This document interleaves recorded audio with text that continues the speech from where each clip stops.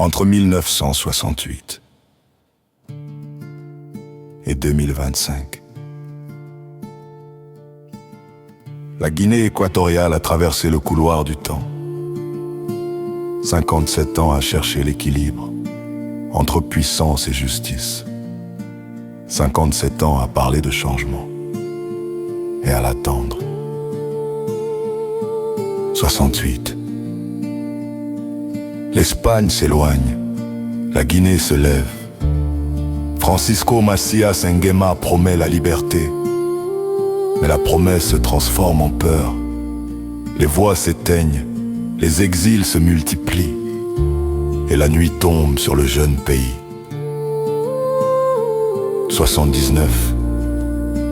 Un coup d'État met fin au règne du sang.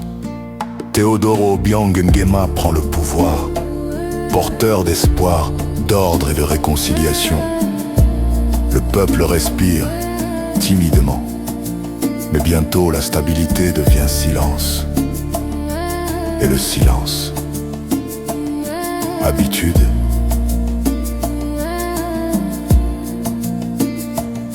Les années passent, le pétrole jaillit, les barils s'empilent. Le pays devient riche, si riche que le monde se retourne enfin vers Malabo.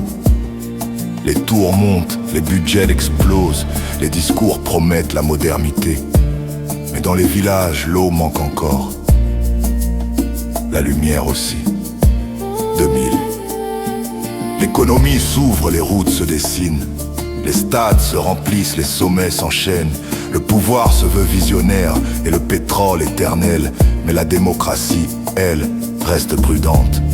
Les urnes parlent bas, les voix s'effacent. Et puis, novembre 2024, l'affaire Balthazar éclate. Un scandale de mœurs et d'argent où le luxe se mêle à la politique. Des images fuitent, des récits choquent. Le pays découvre stupéfait ce que le pouvoir cache derrière les murs dorés. Voitures de collection, soirées décadentes, appartements à Paris, compte à Dubaï. L'affaire devient symbole, celui d'une élite déconnectée et d'un peuple blessé dans sa dignité. Les réseaux s'enflamment, les jeunes parlent, les anciens se taisent mais regardent le pouvoir vacille. Pas chute, mais tremble. 2025. Les plaies sont fraîches, les promesses anciennes, mais quelque chose a changé. La peur n'est plus totale, la parole n'est plus rare.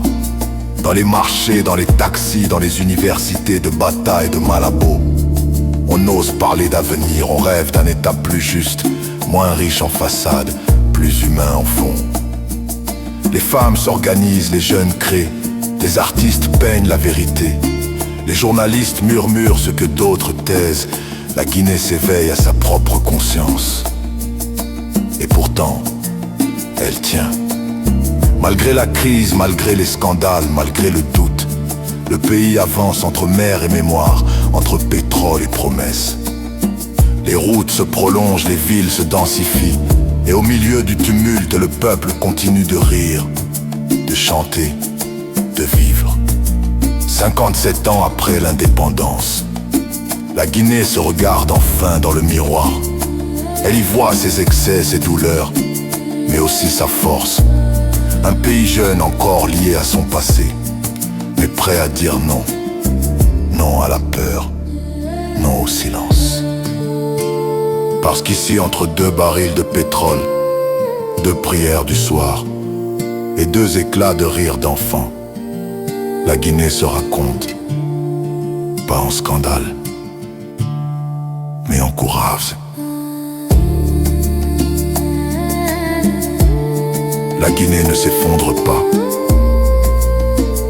elle s'éveille lentement.